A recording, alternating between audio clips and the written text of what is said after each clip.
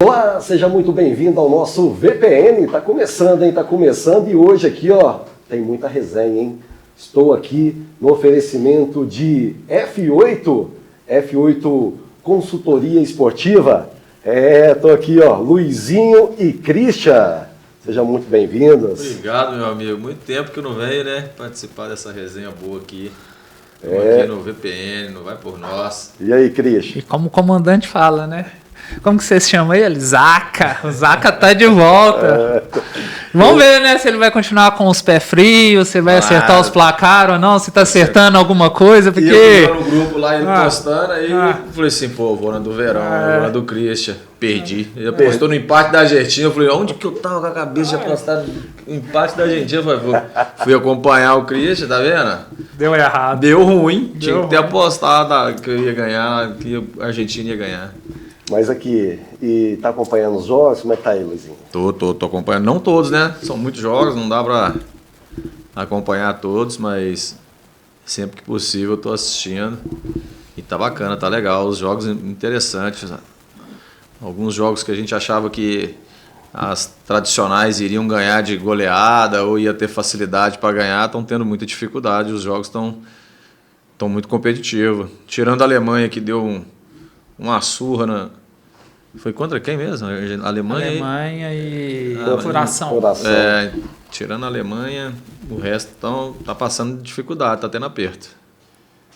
Vamos então relembrar aqui, passar aqui na rodada aqui de terça-feira, né? Teve a estreia da França, né? Teve a goleada da Noruega e teve a estreia do Messi, da Argentina. O que você me fala aí, Christian? Teve algumas surpresas, né? Principalmente, a gente vê que algumas equipes estão preparadas realmente. Eu tinha uma dúvida quanto a Argentina, está um pouco envelhecida, mas o que está valendo ali talvez é o conjunto. Eles já têm um sistema, foi uma equipe que é uma das favoritas, mas que me surpreendeu tanto pelo futebol que eles mostraram dentro de campo. E a Noruega é uma equipe voluntariosa que tem talvez ele e o Kane, o Haaland e o Kane, para mim, são os dois melhores atacantes hoje do mundo. Centroavante, né? Centroavante, atacante, que fazem gols, né? Principalmente. São totalmente diferentes, né? Características diferentes. Mas, eu estava comentando até com o Rafael ali agora há pouco, a Inglaterra vai dar muito trabalho nesse campeonato, nessa Copa do Mundo. Eles sempre vêm como uma boa equipe, mas chega nas oitavas, nas quartas, sempre caem, né? Mas eu acredito que dessa vez eles vão conseguir chegar mais longe. Esse Harry Kane aí é um centroavante diferente, né, Cris? Ele vem, ele joga como meia, ele ajuda na marcação com poucos, ele faz gol, não tem dificuldade com a bola. Ajuda na marcação. Perna esquerda, perna direita. Ele, a cada ano que passa, vem se tornando um centroavante mais completo, né? Como centroavante, talvez é o centroavante que eu mais gosto de ver jogar. Ele não tem dificuldade, ele sabe fazer 1-2, faz o pivô bem feito, sai, consegue girar como um falso 9, consegue pifar, entra às vezes como um meia, perde a bola, ele dá o pique para trás, ele ajuda na marcação. Ele é um jogador que, taticamente, assim, eu acredito que todo clube, toda seleção queria ter um centroavante desse. E se você for ver, falando do Bayern de Munique, né? 3 atletas deles ganharam o principal jogador do jogo, né? O Olise pela França, o Dias pela Colômbia e o Kane pela Inglaterra. É verdade. Então você vê a potência que é o próprio Bayern. Ô Luizinho, e o que você me fala do Messi? Já estreia, meter 3 gols, né? É um jogador diferente de tudo que a gente já viu nesses, sei lá, 20 anos aí, 15 anos. Ele não ele não tem dificuldade em nada. O segundo gol, o terceiro gol, que é a chapada... o terceiro gol, que é a chapada. Quase muita gente não deve ter reparado. A bola que o rapaz atravessa para ele de fora da grande área, a bola é muito difícil para o domínio. Ela vem quicando. Não é uma bola que vem rasteira que você domina para frente, não. Repara, ele puxa ela no domínio, dá mais um tapinha e aí ele dá a chapada. Então, assim, o que é difícil às vezes para ele é muito fácil. E assim, a Argentina joga em prol dele mesmo. Não tem... É todo mundo correndo para trás e ele flutuando. Quando acha um passe, ele está sempre só. A Argentina rouba a bola, ele está sempre sozinho. Dificilmente tem alguém colado nele. Ele fica só esperando e mapeando o campo todo, esperando essa bola ser roubada e entregue para ele. Quando entrega nele, ele consegue girar, e aí ele acha o passe e já vai na profundidade novamente. A Argentina, quando o Messi parar, vai ter muita dificuldade. É igual a nossa seleção. Enquanto o Neymar estiver de fora, nós vamos ter muita dificuldade. Aquele primeiro gol dele ali também é uma clássica na jogada dele, né? Você pode olhar que ele tá, mas você pode olhar que ele está sozinho por dentro. Quando a Argentina rouba a bola, o Depô acha ele no passe entre linhas, ele está sozinho. Como um jogador desse nível, eu tenho certeza que o treinador no vestiário fala, olha, ele não, a parte do campo que ele tiver tem que ter alguém colado nele. Mas repara, ele está sempre só.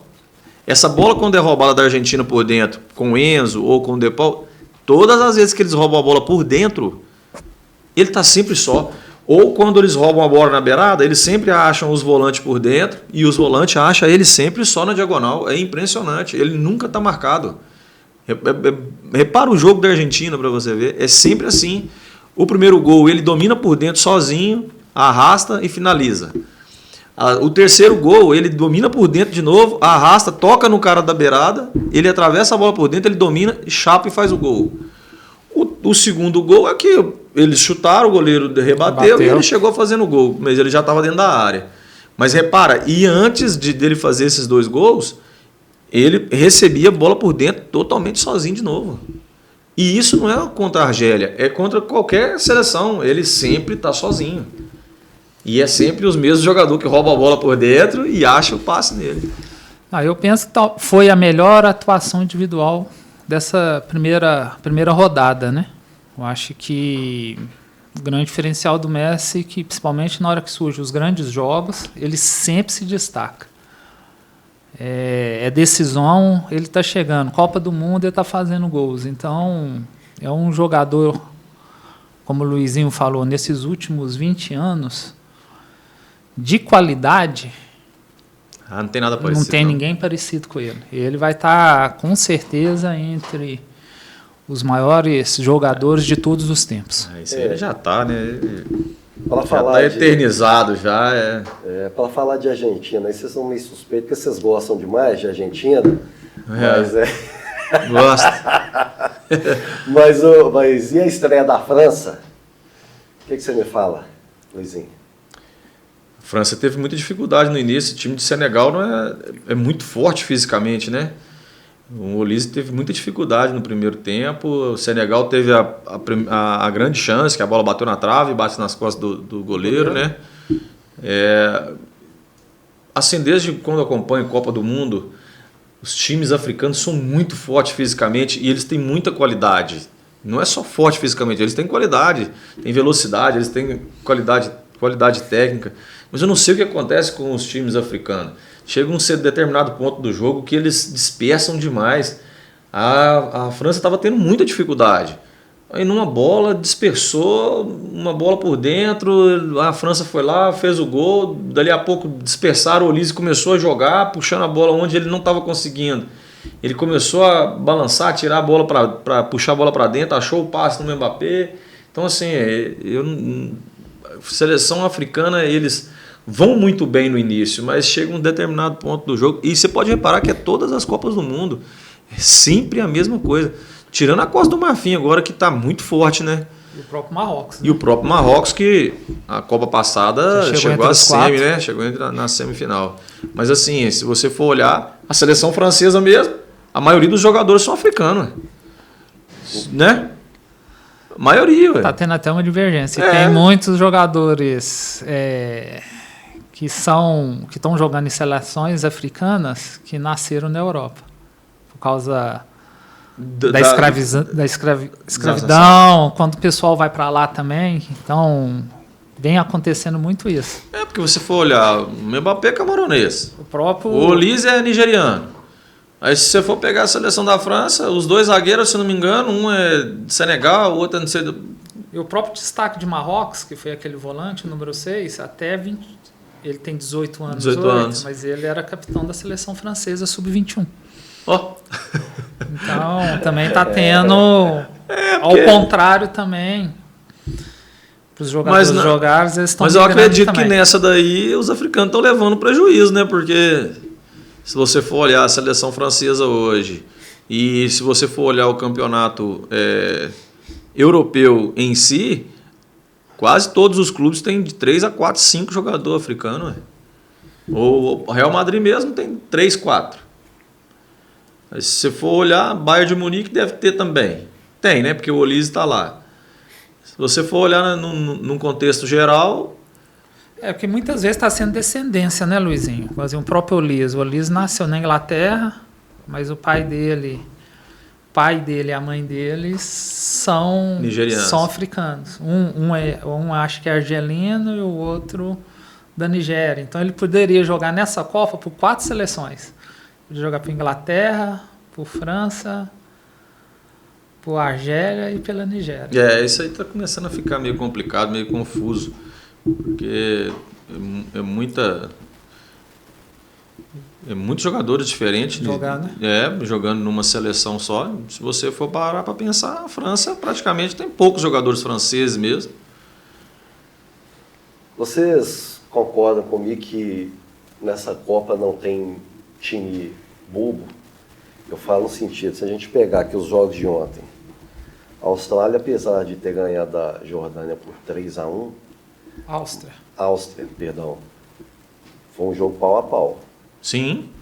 Você pega aí o Congo, empatou com Portugal. E ontem no jogo da noite de Gana, né? Gana, na verdade, jogo da tarde, né? Não, das 20 horas da noite. O Panamá deu um sufoco em Gana, Gana fez um gol no finalzinho. E para encerrar, né? O Bequistão com a Colômbia, jogando pau a pau, 1-1. Aí num erro do meio campo ali, a Colômbia fez o segundo e aí parece que eles sentiram. Mas até então estava um jogo pau a pau. Tava mesmo, eu estava assistindo esse jogo ontem, a Colômbia teve muita dificuldade. A Colômbia tenta fazer com o James Rodrigues a mesma coisa que a Argentina faz com o Messi, deixa ele flutuando para ele poder achar esse passe, só que aí a diferença é gritante, né, entre os dois. Mas mesmo assim, James Rodrigues ainda dá aquela qualidade de passe, consegue empurrar o time da Colômbia. Aí tem o Dias, que já é o que puxa mesmo, que é o que arrasta e faz a diferença para a Colômbia. E ontem ele foi muito bem, ontem ele deu passe, ele fez o gol, ele está muito bem na Europa, né? Ele é um grande atleta, né? Que vem decidindo alguns jogos também, como a gente falou também, está numa equipe crescente. A própria Colômbia também é uma equipe muito física, né? A gente vê muitos atletas colombianos aqui também no Brasil, então a gente já sabe sim. dessa qualidade física deles, talvez aqui na América do Sul, eles, os equatorianos, são os que mais se assemelham aos africanos em força, né? Né? Então é uma característica importante também. O terceiro gol da Colômbia é de se admirar, né? Aquele velho baixinho, não perca essa dividida. E ele lutou até o final e acabou saindo. Não conseguiu girar e achou um cruzamento perfeito. E ali ele já estava cansado, porque ele estava fazendo muita força para segurar o zagueiro lá. Ele consegue, cai, levanta, consegue ganhar a frente, gira, protege, gira de novo e acha um cruzamento perfeito. Interessante. Aqui, acabou a primeira fase, né, Rafael e Luizinho? Para vocês, o que foi a maior surpresa dessa primeira fase, quanto a resultados? Para mim, decepcionante por um lado e surpreendente por outro foi Espanha e... Que Espanha empatou de 0-0. Eu não lembro foi quem mesmo? Era uma seleção... A gente fala aqui agora, Espanha e Cabo Verde. Cabo Verde, né? Rosinha, goleira aí. Rosinha, se destacou. Esse aí para mim foi a grande decepção, que foi a Espanha. E a surpresa foi Cabo Verde, né? Conseguiu segurar, porque a seleção espanhola é muito rápida. Os meninos são muito rápidos ali na frente, são jogadores diferenciados também, mas Cabo Verde conseguiu segurar. Para mim foi os dois. Acho que a surpresa para mim, com certeza, foi a Espanha, né? Que a gente não esperava, todo mundo esperava até uma goleada. E Portugal também eu esperava um pouco mais. Contra o Congo e tudo, por ele ser o melhor meio-campo que eu acho que tem hoje nessa Copa do Mundo. Mas dentro do campo ali a gente viu que não tem, como o próprio Rafael falou, não vai ter jogo fácil, né? Não, mas Portugal ainda vai ter um pouco mais de dificuldade, porque os dois atacantes de beirada não é essa bala toda, igual o Dias, igual o Olise, o Leão e o Bernardo Silva, que está jogando do lado direito. Isso. Não é esses jogadores. O Leão ainda não jogou, né? O Leão ainda não jogou. Não, então, e esse é um bom jogador. Ele pode ser que dê um gás diferente ali, porque o Cristiano Ronaldo não... E a Espanha... O Cristiano Ronaldo tem que esperar ele dentro da área. Hoje ele não consegue mais ter essa mobilidade. Eu vi alguns jogos dele na Arábia. Ele já não tem mais a força de arrastar, ele agora é dentro da área, né? Ele virou um Romário com 40 anos. Ele é dentro da área, ele é diferente, ele é um monstro, mas igual antes ele fazia, pegava uma bola na beirada, arrastava, finalizava, arrastava por dentro e atropelava o zagueiro, e isso aí já não consegue mais. E a gente viu, em todos os jogos da Copa foi a vez que ele tocou menos na bola, tocou só 16 vezes na bola nesse porque jogo. A idade já chegou para ele, não dá mais. Infelizmente, chega uma hora que a conta chega. E é um jogador que ele é dentro da área. Ele já foi um jogador explosivo, um fenômeno. Sempre foi, né, um fenômeno. O cara vai fazer aí 1000 gols, não vai demorar. Mas a conta já chegou para ele, chega para todo mundo. Não tem jeito, não consegue mais. Porque ele depende muito desse arrasto, né? Desse confronto direto ali com o zagueiro. Ele não é um jogador que vem e flutua entre os zagueiros, atrás dos volantes. Ele não é um jogador, não é a característica dele. Ele é o centroavante mesmo, que atravessou a bola na área, ele chega e atropela e empurra para dentro. Antes, quando ainda estava no Real Madrid, ele ainda conseguia arrastar, né? Mas hoje ele já não tem essa força mais. E qual seleção te convenceu mais até agora? Eu falei pro Rafael na hora que eu entrei, a que mais me agradou, assim, que eu estava numa expectativa boa e eles me mostraram, porque pegaram uma seleção muito forte, foi a Inglaterra. Jogar contra a Croácia não é fácil, não. Até contra o adversário, né? Talvez foi o adversário mais pesado que esses favoritos jogaram, né? A Croácia é osso duro. Não é à toa que a Croácia chegou em 2 semifinais, se não me engano, uma final. Eles são jogo duro. E a Inglaterra conseguiu impor um ritmo bom. Muito bom. Eu acredito que a Inglaterra esse ano vai dar um trabalho. Eu quero ver o próximo jogo, mas eu acho que eu vou cravar ela aí entre nas quartas, semi, e dependendo de quem pegar, ela tem grande chance de chegar na final. E a Inglaterra tem um goleiraço, né, cara? Cata muito, né? O time é muito bom. A zaga tá muito firme, o meio-campo é muito forte e o ataque lá, o Moreninho lá na frente, lá junto com o Kane, eu esqueço o nome dele, e ele arrasta, e ele é muito bom jogador.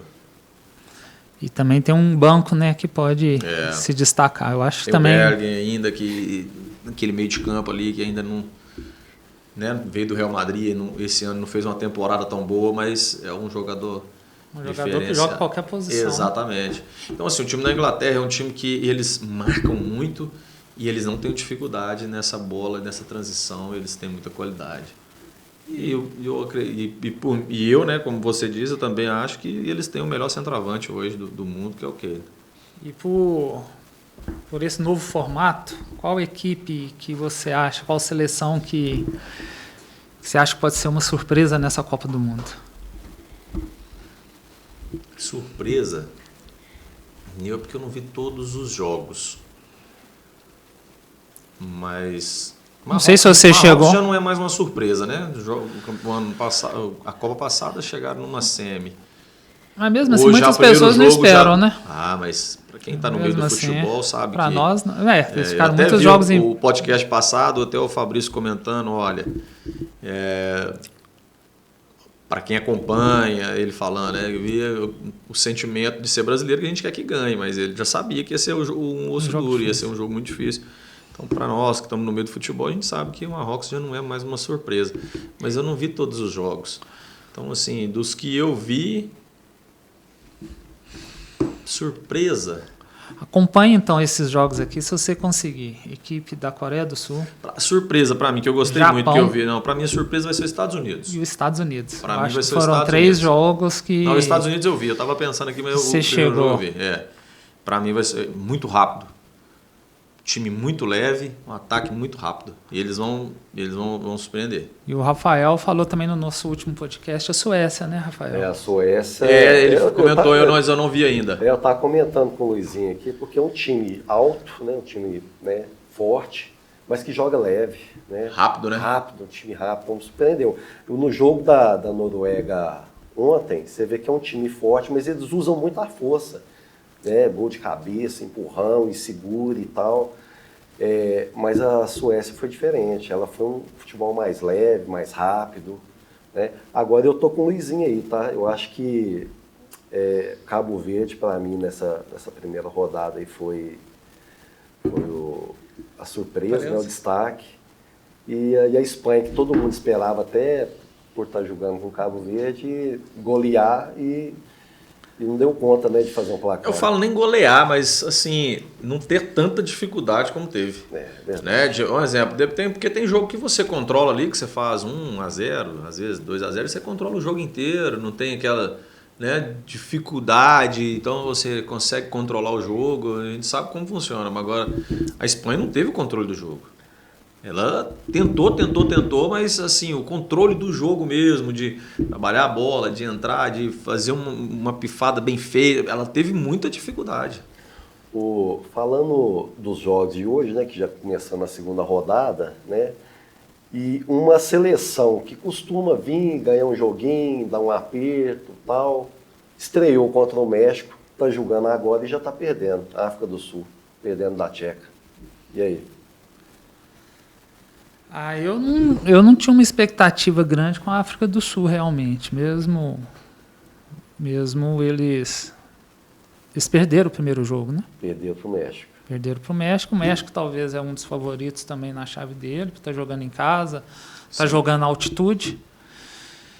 E esse jogo aí pode decidir, né? Talvez a disputa pelo segundo lugar. A Tchequia ganhando, ela volta novamente à briga, né? Porque no jogo das 22 horas, México, Coreia, jogão. O time da Coreia também, eu assisti. É um time que pode surpreender também. Também acho que pode ser uma grande Coreia, surpresa. Japão, esses dois times podem surpreender. Não vai ser fácil de ganhar deles, não. Que aí hoje ainda tem Suécia e Bósnia, a Bósnia que tirou a Itália. Sim. Né? E nós temos Canadá e Catar. O Catar na primeira rodada me surpreendeu, né? Eu acho que era um jogo que eu não esperava também, eles empatarem com a Suíça. Eu acho que talvez a principal equipe dessa chave seria a Suíça.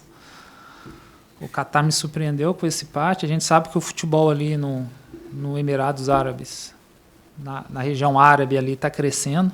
Muito. Está tendo vários investimentos, então acaba tendo muito intercâmbio de atletas e isso aumenta o nível dos atletas locais, Sim. né? Sem dúvida.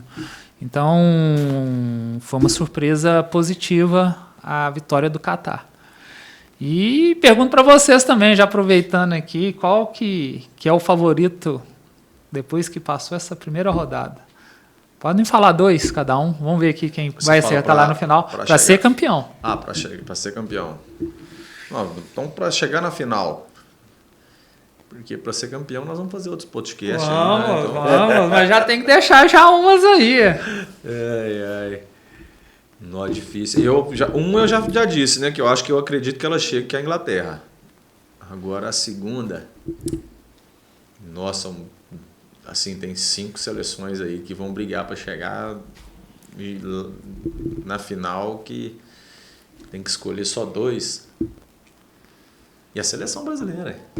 Não vou deixar de colocar, porque a gente sempre fala das outras equipes, mas eu defendo de unha e dentes a seleção brasileira, porque se você for olhar jogador por jogador, a nossa seleção é muito boa. O problema é que ainda não encaixou, assim, de...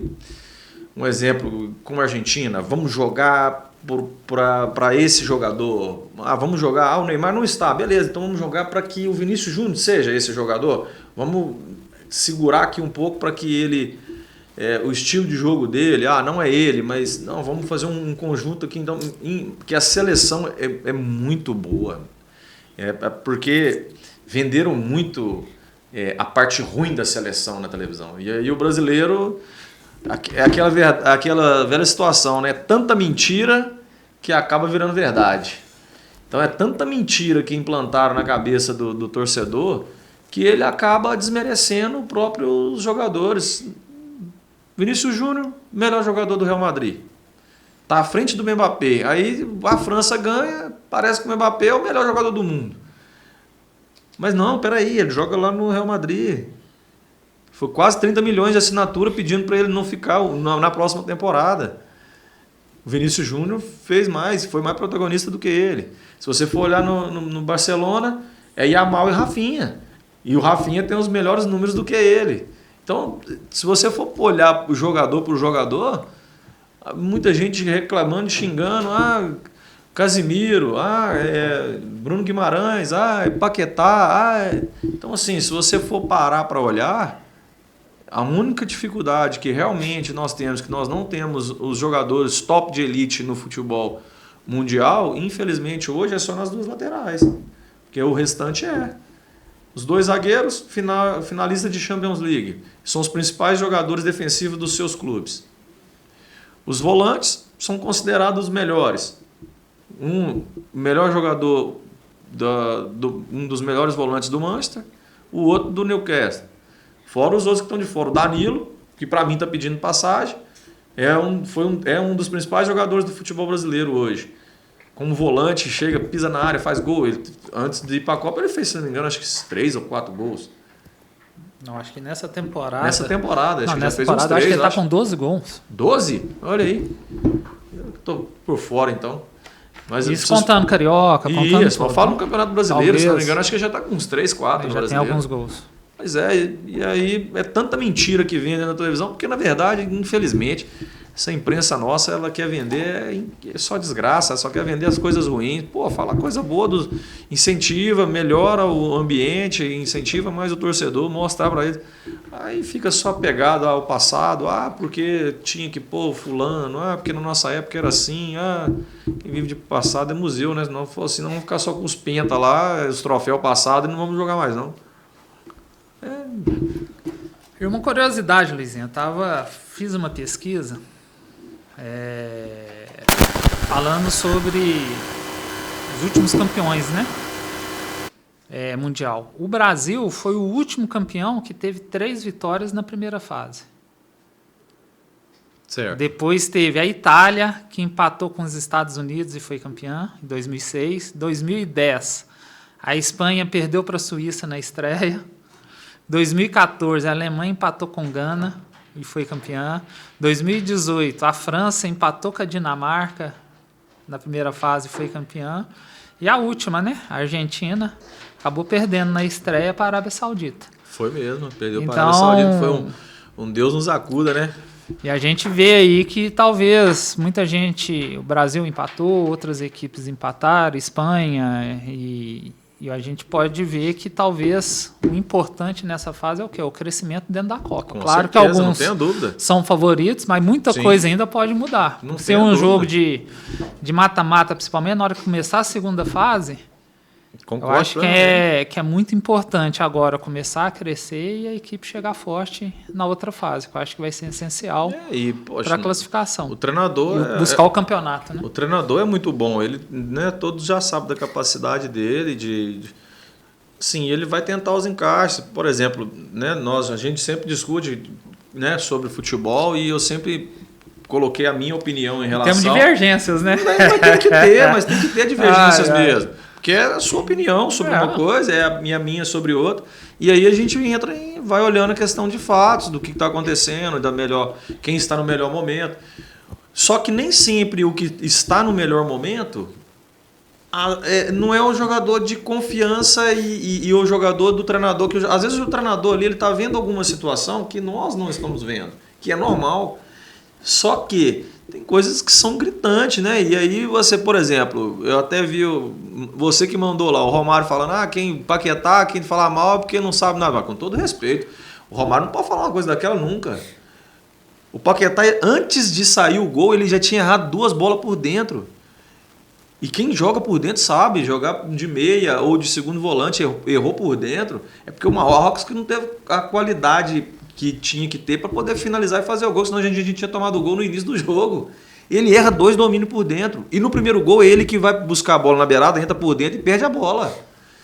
Então, assim, beleza, ele começou a melhorar durante o jogo, que é normal, estava nervoso, ansioso, só que ele atrapalhou muito os 2 volantes. Porque ele entra no meio dos 2 volantes, ele tinha que ter... Eu já tive uma outra visão, Luiz. Eu achei que ele jogou muito pela beirada. Quem jogou mais por dentro foi o Rafinha. Eu acho que ele jogou muito na beirada. Eu acho que sim, no segundo tempo... Ele jogou como um triângulo no meio, mas ele saiu muito pela beirada. Mas se você pegar no início, no primeiro tempo, se você pegar as bolas que ele perde, é tudo por dentro. Mas ele perde aquela bola por dentro porque ele teve que recompor, aí sim. Mas então, depois que eles correram para trás. Mas aí é que tá, e essa bola por dentro, por dentro, o jogador quando não está com confiança, ali você vê literalmente que ele estava sem confiança e pressão de estreia.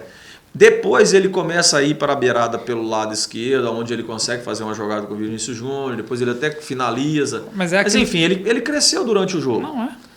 Mas é aquilo que a gente fala, o jogador que talvez que mais tenta o passe é o que mais erra. O Volante talvez estava jogando muito de lado. Ele tentou não passes laterais, ele tentou alguns outros passes. Mas as bolas que ele perde por dentro não é passe.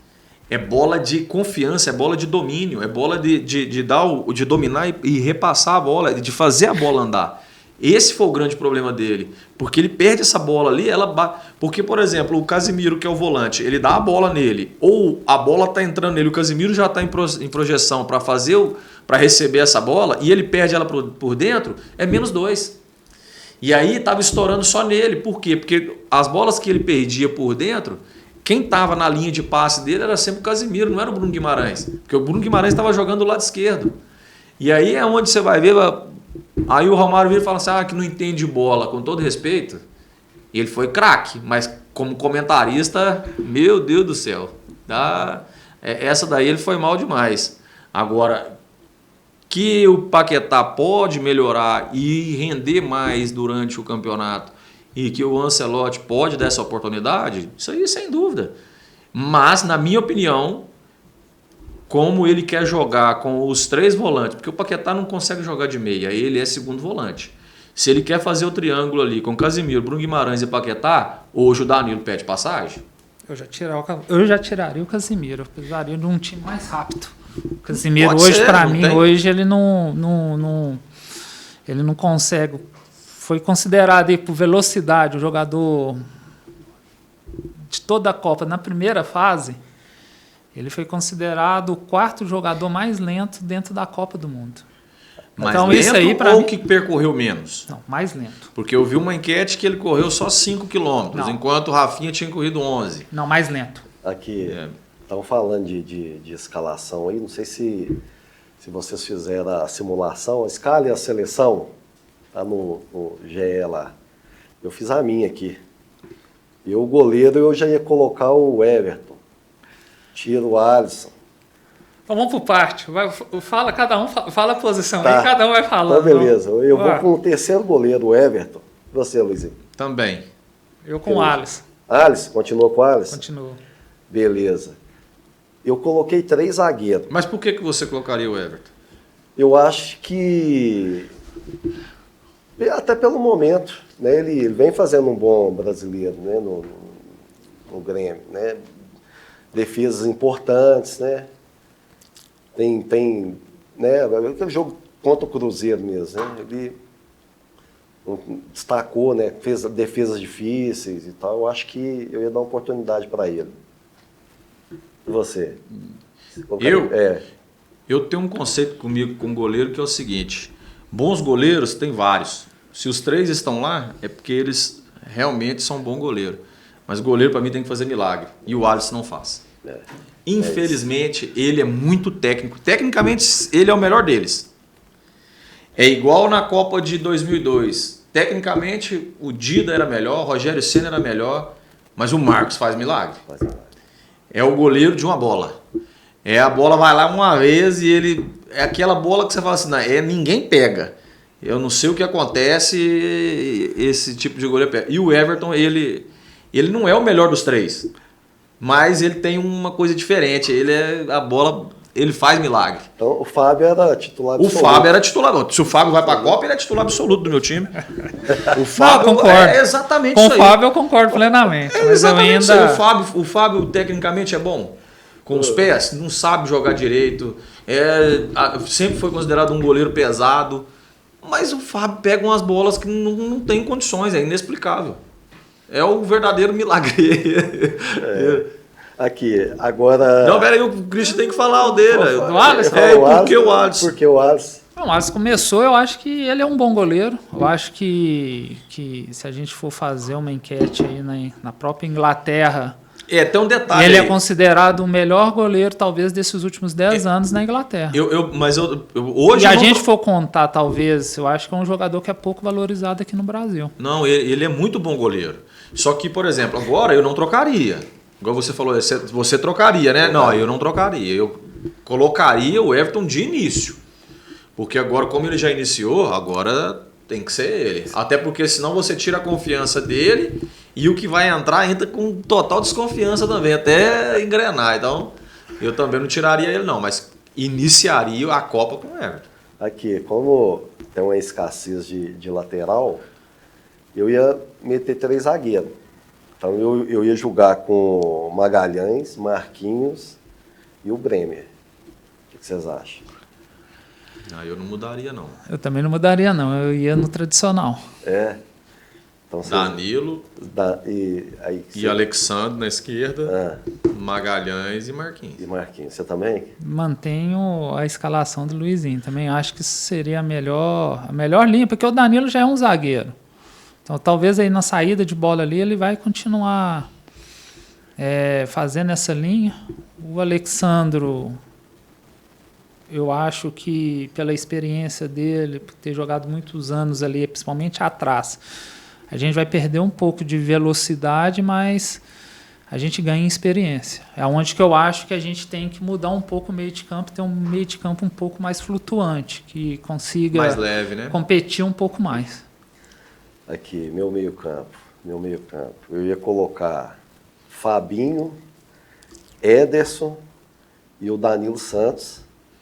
Só que se o Danilo fizer igualzinho o Casemiro fez, ir lá na frente e voltar andando, eu tiro ele na hora. E aí ia colocar o Matheus Cunha, meio que armando ali na frente. O que vocês acham aí? Você acha que ficou muito defensivo, meu meio campo? Vai ficar um meio campo pegador, né? Não é possível, 3 volantes ali, não vai dar espaço, né? Fabinho, Ederson e o Danilo. E o Matheus Cunha chegando na frente. Eu não trocaria ainda não. Você deixaria Casemiro? Eu deixaria Casemiro, Bruno Guimarães. Aí eu iria decidir se eu iria jogar num 4-2-3-1 ou se eu iria jogar num 4-3-3. Porque com 4-3-3 ele jogaria com 3 volantes. Que ele iria deixar o Paquetá e eu trocaria o Paquetá pelo Danilo. Danilo, Bruno Guimarães e Casemiro. Porque o Danilo, por mais que ele pareça um volante pegador, ele é um volante que sabe jogar de segundo volante. Porque ele pisa muito na área. E ele pisa mesmo, realmente. nos jogos da seleção ele fez gol assim, no Botafogo ele tem feito muitos gols assim, porque ele pisa na grande área. Ele pisa mais dentro da grande área do que o Paquetá que joga de meia. Por incrível que pareça. Isso é coragem. É o volante que tem coragem. Ele é o volante que ele sabe o pulmão que ele tem. Ele sabe a força que ele tem. Ele sabe que se ele pisar na área e perder a bola, ele tem força para voltar. Aí é que está a diferença. Raramente se vê o Paquetá pisando na área. Porque ele é um jogador que joga de segundo volante, mas ele só quer pifar, controlar o jogo por trás. Ele não é o cara de profundidade que pisa na grande área. No jogo todo ele deu um voleio dentro da grande área, que foi uma bola atravessada, mas é muito pouco para um segundo volante meia. No entanto, que você tem um volante hoje, que é o Danilo, que pisa muito mais na grande área do que ele. E só faz gol quem está lá dentro, meu amigo. Quem vai lá dentro da grande área. Então, assim, se ele quiser jogar num 4-3-3, aí eu já colocaria um Rafinha por dentro, que não tem tanta dificuldade. Aí já jogaria só com 2 volantes. Aí eu jogaria com o Danilo e com o Bruno Guimarães. E punha o Rafinha de meia. Abriria o Luiz Henrique ou o Ryan na beirada do lado direito, Vinícius Júnior e o Endrick na frente. E aí, Cris? A minha escalação, eu já estou pensando até para frente também na Copa do Mundo. Para mim seria Danilo e Bruno Guimarães. Eu colocaria o Rafinha por dentro, mas já pensando que ali quem vai entrar é o Neymar para frente. Ryan, Endrick e Vinícius Júnior. Tá vendo? Que é o mesmo pensamento. E entre o Rafinha agora ali, eu ainda tenho uma dúvida. Agora você falou outra dúvida ali, que foi colocada. A minha dúvida seria entre Rafinha e Paquetá. Porque ali eu acho que o lugar realmente é do Neymar. Você vai ter que ter o Endrick ali, porque muitas vezes na hora que a gente for defender... Exatamente. Não é o Neymar que vai voltar para marcar. Quem vai voltar para marcar é o Endrick. Eu acho que é o jogador que tem força. Por isso que eu acho que tanto o Endrick como Ryan, pela força e pela juventude que eles têm, são os jogadores talvez brasileiros que têm mais força para conseguir voltar e... É igual a Argentina faz. Aquele Juan Álvares e o outro, Lautaro, né? Lautaro. Quando eles perdem a bola, eles que vêm no volante. O Messi fica só flutuando. O Messi não volta, uma bola ou outra, ele vai ter que vir, é normal, uma bola ou outra o Neymar vai vir, vai acompanhar. Mas, quando se rouba essa bola por dentro, o Neymar tem que estar livre. O Rafinha que estiver jogando, ou o meia que estiver jogando, ele tem que estar flutuando ali livre para receber essa bola, igual o Messi faz. Só que, aí é onde vai entrar. Ele vai entrar com 3 volantes, ou ele vai entrar com 2 volantes e 3 e um na frente. Eu acho que ele já deveria começar a fazer isso, porque ele tem que pensar na outra fase. Exato, e o Neymar vai ter que jogar ali. Não tem outra posição para o Neymar jogar. E vai ter que jogar ali, flutuando, como se fosse um falso 9. É porque nos últimos jogos, quase a gente viu, você colocou o Matheus Cunha. O Matheus Cunha jogou de extrema esquerda. Ele tem mais qualidade. E quando ele entrou, melhorou muito porque ele tem muita qualidade técnica, né? Coisa que o Igor, o centroavante lá, não tinha. Então, só que levou ele para beirada e levou o Rafinha para centroavante. Acho que o Rafinha também já estava cansado e deve ter feito essa troca. Mas... E ainda tem o Matheus Cunha que consegue fazer isso. A gente está falando aí em Rafinha, jogando por dentro ali, pode ser o Matheus Cunha. Ele não tem dificuldade não, tá? Ele, se você colocar 2 volantes e colocar ele por dentro ali como um falso 9 junto com o Endrick, ele não tem dificuldade. Teve um jogo que ele fez assim que ele ainda conseguiu pifar umas 2, 3 vezes. A única substituição que eu não faria, Luizinho, é colocar Fabinho no lugar do Casemiro. Eu acho que é trocar 6 por meia dúzia. 6 por meia dúzia. Não trocaria. São características iguais. Eu acho que a gente teria que colocar um meio de campo mais leve. Eu estou vendo ali muita transição. Os caras... Mas ele não vai tirar o Casemiro, porque o Casemiro é um jogador de confiança dele. E eu acredito que esse jogo e esse tanto de pancada que ele tomou nesse jogo, eu acredito que no próximo jogo ele vai ser totalmente diferente. Vai ser um Casemiro diferente no próximo jogo. Ele tomou amarelo? Tomou. Tomara que toma outro. Mas a chance dele tomar outro é muito grande. E é assim que troca. Não. Cleberson entrou na seleção de 2002 dessa forma, se não me engano. Não sei quem, eu acho que tomou amarelo ou machucou. Ele teve que entrar e não saiu mais. É assim que funciona. Mas o pessoal vai comentar, mas contra o Marrocos você não jogou assim. O Haiti, que né, tecnicamente é uma seleção. Mas eu acho que não vai ser um jogo fácil. Não tem jogo fácil, não. Também concordo. Esquece. Quem faz o jogo ficar fácil é os jogadores. O próprio Haiti, como a gente falou, são poucos que nasceram também dentro do Haiti. Não é muitos nativos, modo de falar, que nasceu no próprio país. Então, a própria Alemanha, que fez 7-1 né, no último jogo, ela fez 1-0, tomou empate. Ela tomou o empate, meu amigo. Dali a pouco que ela foi lá, fez 2-1, fez 3-1 e aí as coisas desandou. Aí ela fez o jogo ficar fácil, mas até ali seus 30, 40 minutos do primeiro tempo, ela sofreu. Não foi fácil, não. E a Espanha, você acha que pode ter querer poupar alguns jogadores no início do jogo, do campeonato? A Cristiane foi uma decepção muito grande. O próprio Yamal não começou jogando. Foi a principal decepção ali, porque realmente o Cabo Verde não tem esses jogadores. Um exemplo, como a gente fala, não vamos jogar contra o Marrocos, mas a gente sabe que os jogadores do Marrocos, a maioria joga na Europa, são jogadores de ponta, tem muita qualidade, já se esperava uma. Agora, Cabo Verde, a Espanha decepcionou muito, por mais que o Vozinha, né, que fechou o gol e pegou muito, mesmo assim tiveram dificuldade. Só para encerrar aqui a minha escalação aqui, se o Neymar for entrar, o Matheus Cunha sai. Não, rapaz. Tem que entrar, opção, né? Não. Mas quando ele for entrar, aí entra no lugar do Matheus Cunha. Aí meu ataque é o Vinícius, Endrick e o Ryan. Rafinha sai fora da seleção, da minha seleção. Vai ter. Mas aí é muita opção. Aí é troca boa. Aí já é troca boa, porque o Rafinha também é bom jogador. Não tem essa de, porque o Rafinha, melhor momento. Ele é um dos melhores jogadores do Barcelona. É isso que eu quero que as pessoas têm que entender. Porque quando, por exemplo, você como treinador, se você coloca no seu, peraí, eu posso até querer que o Ryan jogue, mas e a hora que ele cansar? E a hora que ele for mal? Porque uma hora o jogador joga mal e é normal que aconteça durante a Copa. Nem todo mundo vai jogar bem todos os jogos. Vai chegar uma hora que... E aí você tem essas peças de... Rapaz, a seleção é muito privilegiada nisso daí. Porque se o Vinícius Júnior não estiver bem, você tem o Luiz Henrique, você tem o Martinelli. São jogadores de beirada, que é difícil, a gente sabe. Quantos pedidos tem na F8 de jogador de beirada? Todo dia, uns 30.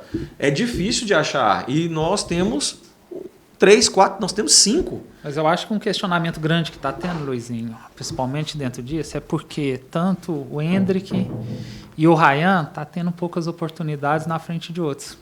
Claro que é por esse motivo, a qualidade que tem.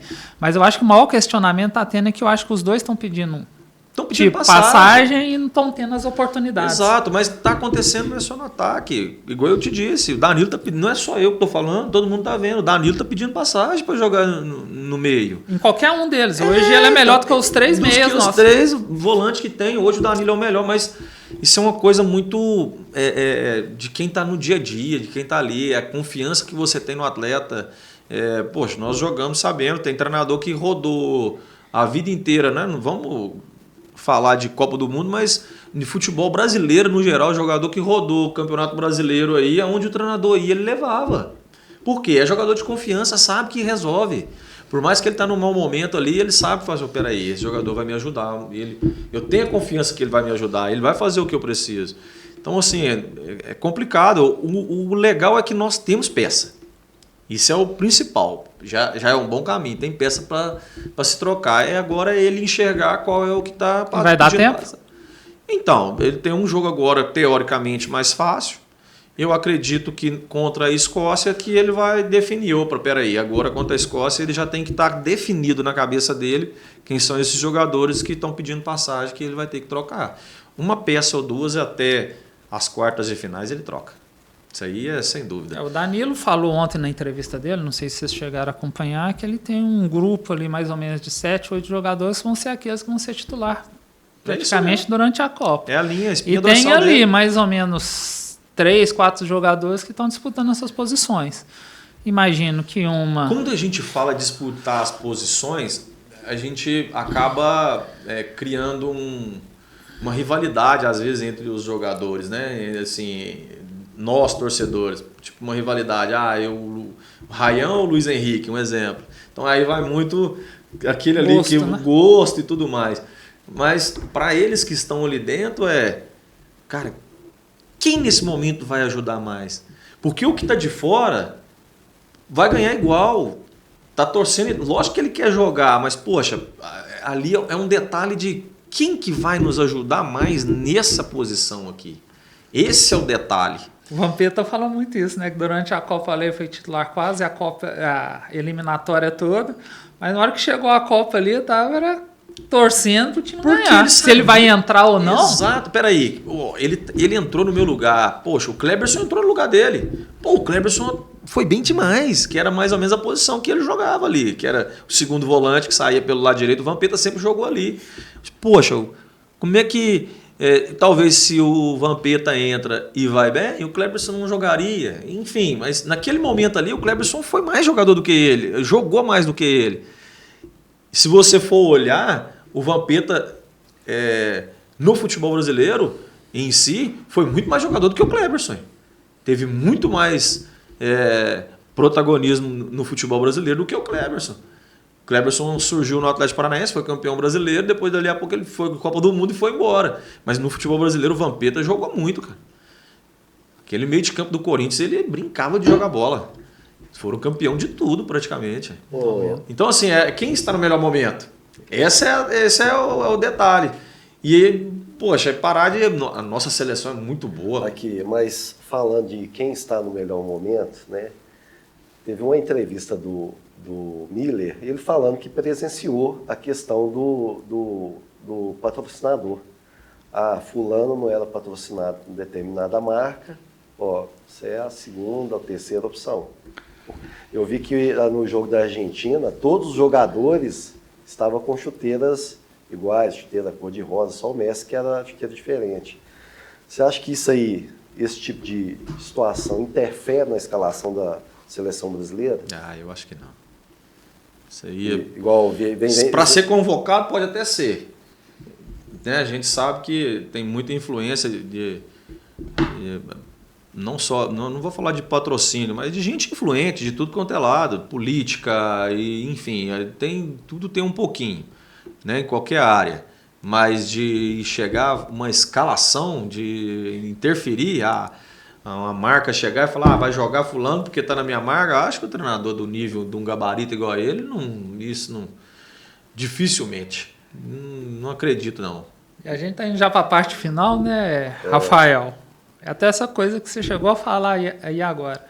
Uma coisa que está me surpreendendo nessa Copa, o tanto de chuteira rosa que está tendo no campeonato. Os jogadores estão jogando praticamente mais de 15 jogadores na partida inteira com essa chuteira rosa. É patrocínio. Aí já é o patrocínio, porque todos os jogadores são patrocinados por uma chuteira. E aí na verdade, eles mandam para o atleta e eles pedem e escolhem para o atleta jogar. São poucos atletas que praticamente não jogavam. Mas você, na sua época, você gostava de jogar de qual tipo de chuteira? Eu gostava de jogar com a Mizuno. Com que cor? Indiferente. Branca, preta, azul, tinha de várias cores, mas eu gostava de jogar com a Mizuno. Mas joguei com várias outras diferentes. Assim, isso virou um mercado muito grande, né, Cristian? Todo mundo vê na Copa do Mundo, todo mundo vai querer comprar. A marca em si, né? Ela quer as principais marcas colocaram ela. Foi Nike, Adidas e Puma. Mas eles querem colocar uma cor que destaca, né? Uma cor que chama a atenção. Todo mundo. Isso é uma coisa que está chamando a atenção de todo mundo. Aí todo mundo está jogando, porque na verdade as marcas colocaram as cores que mais se destacam. Mas eu não acredito que para convocação pode até ter um pouco de chance, mas numa escalação de Copa do Mundo, eu não acredito. Isso aí eu não acredito. O pessoal comentou muito nas redes aí, né, sobre o Hendrick, porque o Hendrick não é patrocinado pela Adidas, nem pela Nike e tal. Aqui as pessoas falam demais. O fenômeno era o fenômeno. Em 94 ele não entrou, ué. Você tem noção que a diferença de Hendrick com o fenômeno? Mas você viu... O Romário pede para colocar ele. Olha, você quer uma força maior do que essa? O principal jogador da seleção brasileira pedindo para colocar o menino para jogar. Isso não é... A diferença de pedido aí é grande. Tá. De um Romário para uma empresa. E o treinador virou e falou, não, ele não está pronto ainda, não pôs. Colocou o Viola e não colocou ele. Mas você sabe por que o Parreira não colocou ele? Eu vi uma entrevista dele esses dias e eu pensei se não é verdade. Porque naquela seleção, você acha que o Ronaldo ele entrava no lugar do Bebeto ou do Romário? Não, ele tinha que entrar... Ali ele entrava no lugar de um só, do Bebeto. Do Bebeto. Mas naquele momento... O Bebeto era muito mais experiente do que ele. E eu acho que isso aí que pesou na cabeça do treinador.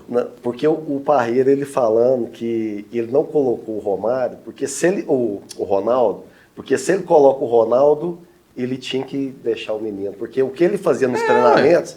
exatamente a torcida ia cair em cima dele, ele ia ter que deixar o cara Ele ia ter jogando, que arrumar uma forma de jogar os três. E ele ia arrumar... Ele tinha que arrumar uma forma de jogar os três. Como é que ele ia tirar o Bebeto? Aí não tinha jeito. Ele não ia tirar o Bebeto. Não ele tem que tirar o Zinho, tirar o Raí. Exatamente. Só que aí talvez ia dar um desequilíbrio no time. Quem que ia marcar? E eu achei esse muito sábio. Assim, Mas ué. Se eu ponho o Ronaldo, eu ia arrumar uma confusão grande pra mim. Eu não tinha escutado essa história, não. Eu já tinha visto essa entrevista. Aí ele falou, se eu coloco o Ronaldo, eu ia arrumar uma briga feia pra mim, porque ele ia ter que ser titular. Mas quem que eu ia tirar? O time tava fechadinho. Mas foi um risco, né? Durante a Copa ali, em alguns jogos que a gente estava... Ele poderia ter colocado ele. Ele não por exemplo, nem a oportunidade dele entrar. Por exemplo, ele colocou o Viola, não colocou final, ele. Ele poderia ter colocado ele no lugar do Viola. Com 17 anos... Mas aí entra uma coisa de treinador que é só quem está na beira do campo realmente. Eu trabalhei com o Ney Franco,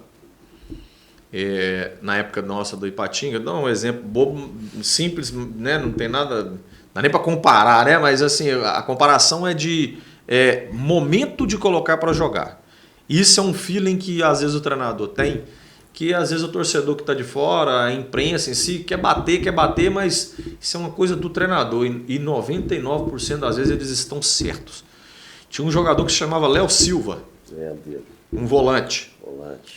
E nós jogávamos com praticamente 4 volantes. Porque jogava o Fael como terceiro zagueiro, jogava o Paulinho de volante, o Léo Medeiros de volante, o Léo Salino de volante e só o Minhoca flutuando, junto com o Canu. Então jogava-se 4 volantes. Adivinha quem era o melhor volante dos 4? O Léo Silva, que não jogava. Não jogava. E aquilo, a gente que treinava no dia a dia, teve uma vez que nós sentamos, nós batendo uma rodinha, nós perguntamos, falei, Ney, por que o Léo Silva não joga? O próprio volante, até na época o Fael, acho que foi o Fael ou foi o Paulinho, não lembro quem, nós conversamos, que era o próprio volante, falava assim que não tem condições ele não jogar. Era fora de série. A gente treinar contra eles, o time de baixo, os volantes do time de baixo era Mancuso, Léo Silva e Charles, que depois jogou muito mais do que os volantes que foram campeão aquele ano. Só que eles não estavam preparados. A palavra dele foi essa, ele falou assim, olha, eles não estão preparados para jogar, vocês vão ver esses caras o ano que vem. O ano que vem, eles vão atropelar. O ano que vem é o ano deles e eles vão deslanchar. Não deu outra. 2026, quando eu volto do Nacional, que eu vou pro Cruzeiro, o Léo Silva chega. Ele estava atropelando. Na final que nós jogamos contra o Ipatinga... 2016? 2006. 2006. A final que a gente joga contra o Ipatinga, ele atropela a gente no Mineirão. Ele fez gato e sapato do nosso meio de campo. Gato e sapato. Eu falava, não tem condições. Mas ele não jogou em 2005. Então, assim, é umas coisas que o treinador tem que, infelizmente, a nossa parte como torcedor e imprensa é sentar a madeira e falar mal. Ó. Não, o menino é melhor, mas o treinador é complicado. Aqui, para a gente finalizar aqui o nosso VPN de hoje, Brasil e Haiti. Começar com o Christian, o que você acha? Que é o placar? Eu falei que o Brasil é um dos favoritos para ganhar a Copa lá no início, né? Falar nisso lá no início, você falou, qual que são os seus 2 clubes? Só eu que falei, ué. Inglaterra e Brasil para mim, e você é quem? Eu ainda mantenho a minha. Brasil e Portugal. Agora, a Inglaterra surpreendeu. E o Brasil para esse jogo, eu espero aí. Falei que não vai ser um jogo fácil. Mas assim, tem muita seleção e ainda, tá? Mas nós estamos falando disso, o chute é complicado. Vamos ter os programas, a coisa vai É, porque o chute é complicado, porque tem França, tem Argentina, tem a própria Espanha que empatou, mas como você disse aí nas retrospectivas das outras Copas... Não, mas quem vem acompanhando a gente vai vendo o acompanhar, né, Luizinho? Sim. Brasil, se ele classificar em primeiro ou segundo, ele pode pegar a Holanda ou Japão, que talvez foi um dos melhores jogos também da primeira. Já vai pegar já antes das oitavas. Então vai ser um jogo complicado. Mas então você não sabe. Em Holanda e Japão, você não acredito para chegar numa final. Não. Mas eu ainda acho que o Brasil, o placar para esse jogo aí, vamos ver se a gente crava dessa vez. Brasil 3-0. 3-0? E aí, Luizinho? Eu acho 4-0. 4-0? É. Nossa. Eu ia falar 3, mas eu não vou falar igual dele, não. Eu vou falar 4. O meu é um 2-1 apertado. Sufoco. Isso aí, mas eu tô coçando para não falar que é um empatezinho. Mas eu vou pôr 2-1 pro Brasil. A seleção do Haiti não tem essa força toda de segurar igual o Marrocos conseguiu. Aqui, Luizinho, só falando para vocês, até o final dessa Copa, eu vou falar para quem que o Rafael tá torcendo, viu? Eu já veio até com a camisa aqui no podcast, teve que colocar uma blusa de frio, mas até o final até o final da Copa eu vou declarar qual que é o time que ele tá torcendo. Vamos ver. Eu tô torcendo, lógico, para a seleção, mas eu ainda acho que essa Inglaterra vai dar trabalho. Não, mas eu torço pros times asiáticos lá. Torcendo pra Coreia, Vai nessa! Você é argentino, moço! Vai nessa! Ô, gente, vamos embora então? Vamos. Vamos embora, que segunda-feira tem mais. Segunda-feira o Luizinho tá aí, não? Segunda-feira eu tô aí. Então aí, Christian também firme, o Fabrício já vai estar aí também. E aí a gente segue firme aqui no nosso VPN. Lembrando que, para você que quer participar aí, participar da resenha, comentar aqui os jogos da seleção, dos outros jogos, vai lá no Instagram, VPN, fala lá, eu quero participar, né? Nós vamos fazer o sorteio e trazer uma pessoa para participar com a gente aí, beleza? Tamo junto então, gente? Tamo junto, vambora, meu amigo. Obrigado né? aí, vamos grande abraço, vai por nós, né? É isso aí, valeu. Tamo junto. Um abraço.